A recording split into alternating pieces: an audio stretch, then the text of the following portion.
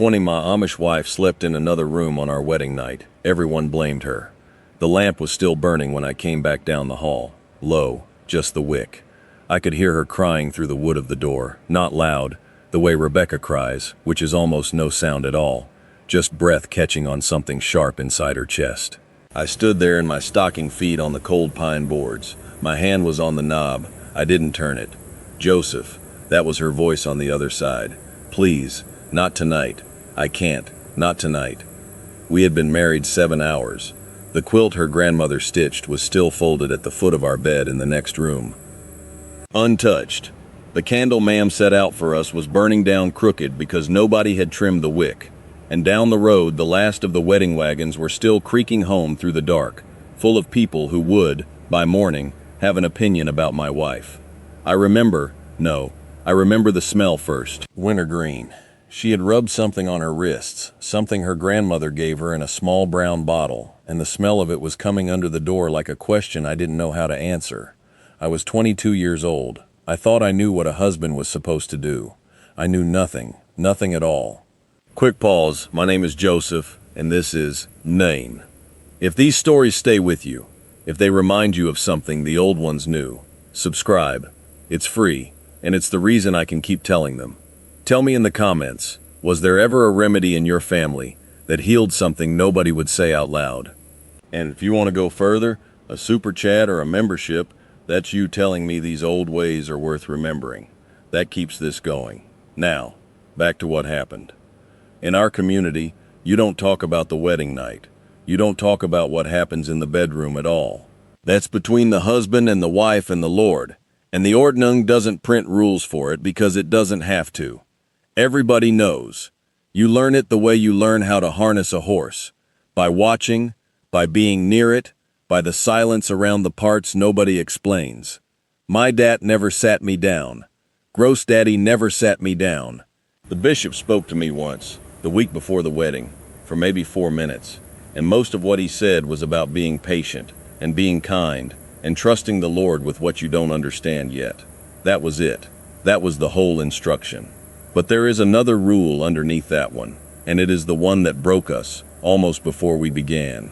In our world, a woman's body is her own private country, and the medicine for what happens inside it stays inside it. If she bleeds wrong, her mother knows. If she carries a pain, her grandmother knows. If something is torn or knotted or sore in a place a woman doesn't name, the older women bring teas and salves and quiet words, and the men don't ask.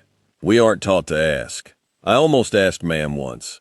When I was 19 and a girl I was courting fainted at a singing, but a son doesn't. So I didn't. And I carried that not asking right into my own marriage, the way a man carries a tool he doesn't know how to use. Rebecca and I had known each other since we were 8. Her family farmed the 80 acres on the other side of the creek from ours, and her father Amish and my dad used to trade work at corn husking and at butchering time. I remember her at 11. She was 11 the summer she fell off the hay wagon and broke her wrist, and I remember because my brother Eli was 13 and he carried her all the way to the house and didn't put her down once. That was the kind of family they were. Gentle people, quiet people. The kind where the mother, Sarah, kept a little garden of healing plants behind the kitchen, comfrey along the fence, yarrow by the pump, mullein growing tall by the gatepost.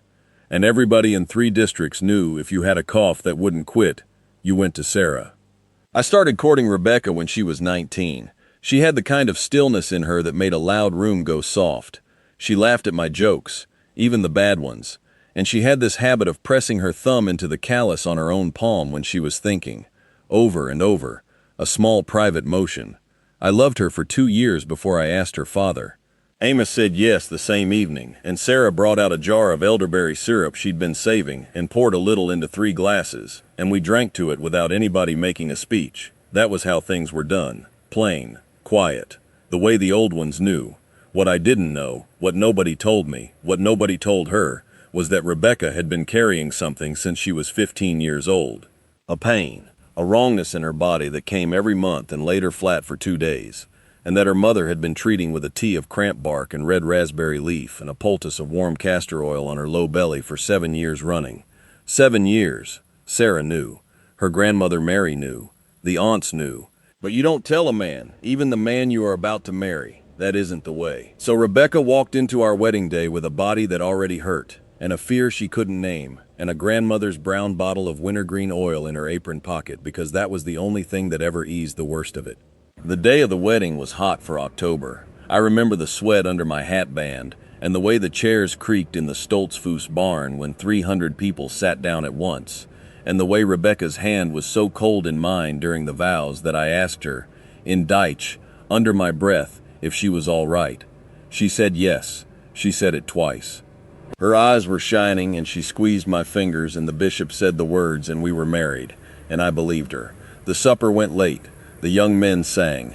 Eli kept refilling my plate even after I told him to stop, and Dat clapped my shoulder once. Just once, but hard, the way he does when something matters to him, and said, "Du bist ein gut Mann, Joseph." You are a good man. That was the longest sentence he had said to me about the wedding the whole week. By the time the last buggy left, it was past 11, and the house Amos had built for us at the back of his property, 2 rooms and a loft, smelling of fresh pine, was lit by a single candle in the kitchen window. Rebecca walked ahead of me up the path. She was holding her side. The bedroom was small. The bed was high, with the quilt her grandmother had stitched, wedding ring pattern, dark blue and cream, folded across the foot. There was an oil lamp on the dresser, turned low, and the smell of new wood from the floor, and a pitcher of water Ma'am had left with 2 cups beside it. I remember the cups. White ironstone, chipped on one rim. Rebecca stood by the window with her back to me. She had taken her prayer cap off and her hair was still pinned, and her shoulders were going up and down too fast for someone who was supposed to be at rest. I said her name. Just that. Rebecca, the Deitch way. She turned around and her face was wet. Not crying loud, just leaking, the way a person leaks when they've been holding something for a long, long time. She said, "Joseph, I have to tell you something, and I don't know how." Her hand was on her belly, low, where the pain lived. Ma'am said you'd understand. Ma'am said a good man understands. She was looking at the floor. "But I don't know if I can. Tonight, I can't." And then her knees went, just folded. I caught her before she hit the boards, and her body in my arms was hotter than it should have been, and she was shaking, and I could smell the wintergreen on her wrists, where she had rubbed the oil before the ceremony, and I didn't know, I swear to you, I didn't know what was happening to my wife.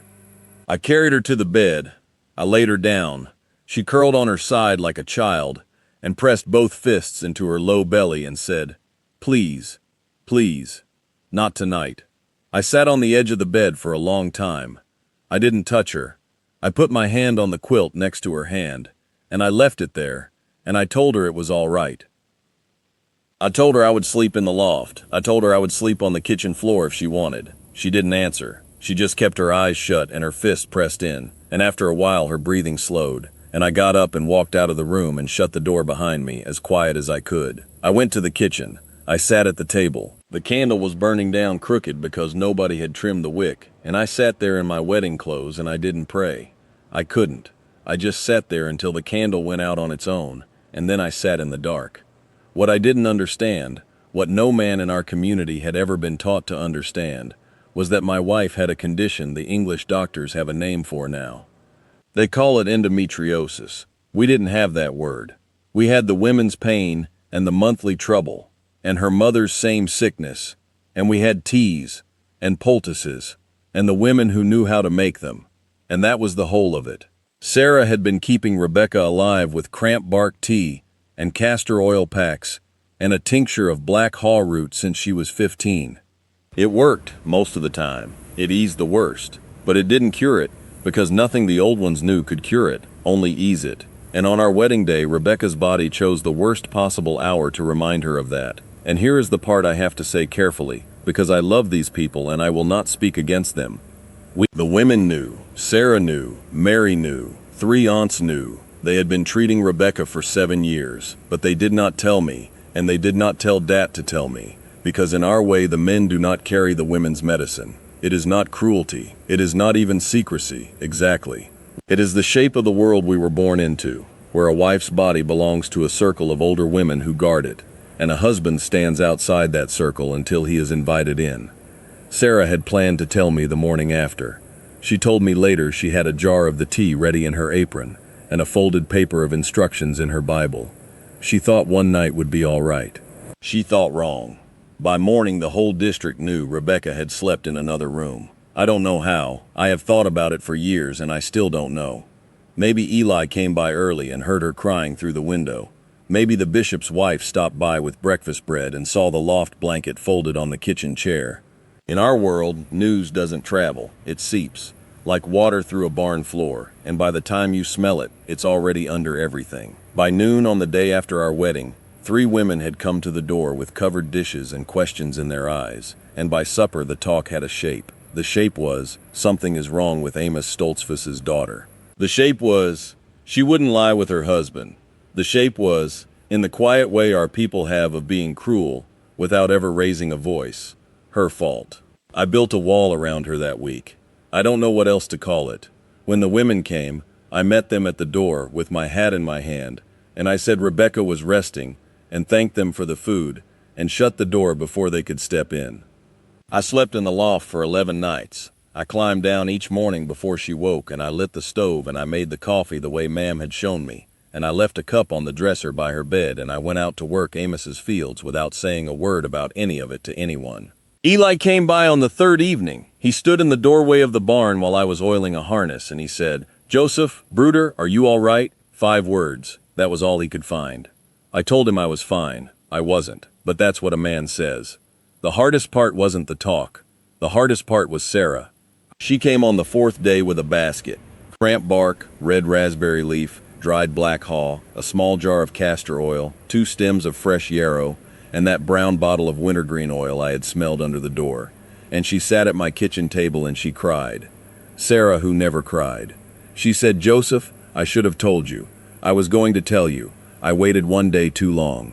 I remember her hands were shaking and she kept pressing her thumb into a callus on her own palm, the same motion Rebecca made, and I realized in that moment that Rebecca had learned it from her mother, the way she had learned everything. I made Sarah tea. I sat with her. I told her it was not her fault, and I think I half believed it, and I think she half believed me, and that was the most either of us could do. It was Gross Daddy Levi who finally said the thing out loud. He was 78 that fall, and he had been a brocher in his younger years. Not the loud kind, not the kind who laid hands at church, but the quiet kind, who knew which root went with which sickness, and who came to your house at midnight if a child was burning up. He walked over from Dad's place on the 2nd Sunday, 3 miles on his bad hip, and he sat down across from me at my own kitchen table and he said, "Boy, your wife is sick. Not in the head, in the body. The women have been treating her since she was a Maddell. Did nobody tell you?" I said no. He nodded once. Slow. He said, "That's a wrong we do. The old ones did it too. We thought we were protecting our daughters. We were leaving our sons in the dark." Then he reached across the table and put his hand, knotted, brown, missing half the little finger from a thresher in 1939, over mine, and he didn't say anything else for a long time. That winter, Gross Daddy came twice a week. He taught me the plants.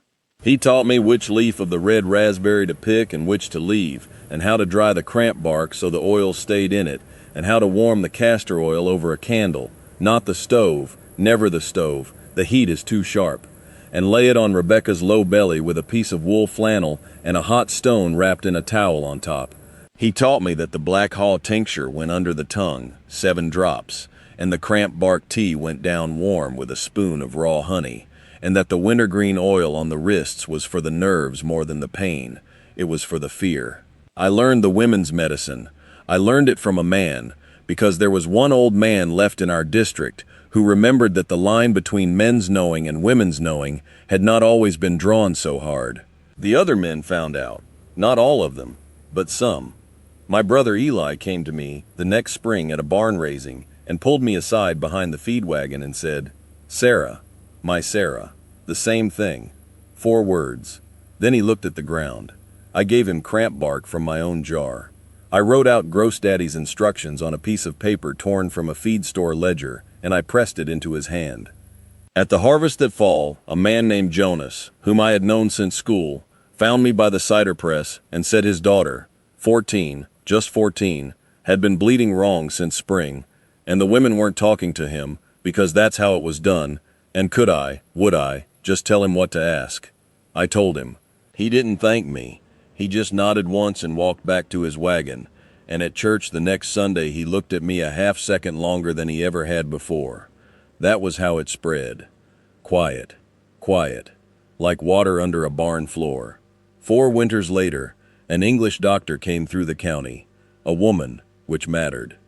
She gave a talk at the schoolhouse, invited by the bishop himself, which I would not have believed if I hadn't been there, about what she called women's diseases, and she said the word endometriosis out loud in front of 50 people, and she drew a picture on the chalkboard, and she said it ran in families, and she said there were treatments now, surgeries, hormones, English medicine that could ease what the cramp bark only touched. I sat in the back, Rebecca sat beside me. Her hand found mine in the middle of that talk, and she squeezed it so hard I felt the bones move, and I knew without looking that she was crying without sound, the way she does. After, I walked outside and stood by the fence post until the cold came through my coat, and I didn't pray. I couldn't yet. I just stood there and let the word, endometriosis, sit in my mouth like a stone. That was the night I understood what had happened to us, to her, to the boy who married a girl he loved and slept in a loft for 11 nights because nobody had given him the word for what was wrong. There was a word. There had been a word the whole time. The English had it. The doctors had it. And in our quiet, careful, guarded community, where the women carried the knowing and the men carried the not knowing, the word had never crossed our fence line. Grossdaddy used to say it plain, the land doesn't lie, but people do, not from meanness, from habit, from the long, deep habit of protecting each other into ignorance. And I grieve for Rebecca at 15, and for Sarah at 15 before her, and for Mary before that. 3 generations of women treating the same pain with the same tease, and never once being told there was a name for it in the world outside. I tried to tell an Englishman once. A farmer I sold hay to, up near Lancaster. He listened polite, and then he said, "Why didn't she just go to a doctor?" And I didn't have an answer for him that he would have understood. I could have said, because the bishop, because the ordinal, because her mother's mother died of the same thing, without a name, and that was just how it was.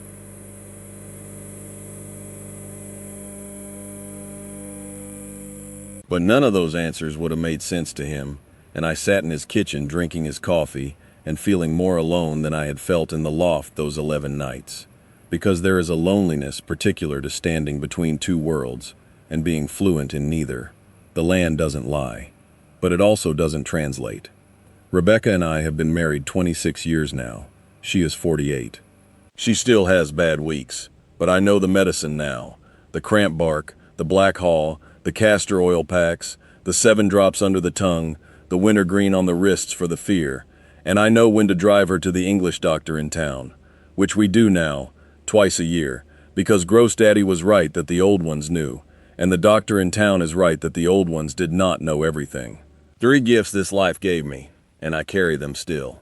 The smell of cramp bark drying in bundles over the kitchen stove in November. The weight of Grossdaddy's hand over mine that first Sunday at the table. The sound of Rebecca's breath finally evening out after the castor oil pack warms through and the pain lets her go for an hour. 3 gifts. I carry them. Here is the truth in plain clothes. Wisdom and medicine are not enemies. The Broucher's tea and the English doctor's word can sit at the same table, and the wife who lives between them lives longer. That is what I am building now, in my own house, with my own sons. I have 3 boys. I have taught all of them the plants. I have taught all of them the word endometriosis. I have taught all of them that a husband who does not know his wife's body is a husband who has been failed by the men before him, and that the failing stops here. And I am tender with the old ones who didn't know. Grossdaddy went to the Lord 11 years ago. He held my hand at the end. He said, "You learned it, Joseph. Pass it." I am passing it. If you grew up somewhere the women's pain was a secret kept in brown bottles and whispered between mothers and daughters while the men stood on the porch, I see you. If you are the husband who slept on the kitchen floor of his own wedding night because nobody gave you the word, I see you. You carry something old, and the not knowing was not your fault, and that is enough to start from. The shame was never yours. It was the shape of a world that thought it was protecting you. It wasn't. but you can be the one who breaks the shape. If you are still inside the community and you are carrying this in silence, I see you. If you left and you are carrying the guilt of having had a name for it sooner, I see you. If you are English and your grandmother knew a remedy she never wrote down and now she is gone, I see you. If you lost a wife or a daughter or a sister to a pain modern medicine couldn't name in time, I see you. If you are the woman who has been treating yourself with your mother's teas and wondering if there is more, I see you. Wherever you are in this, I see you. And you're not alone. Tell me in the comments, was there a remedy in your family that the women kept and the men never knew? Tell me her name. Tell me what she grew. There is so much more I haven't said yet. There are remedies I haven't been ready to share. The ones Grossdaddy taught me at the end. The ones I am still learning to speak out loud. But I'm getting closer.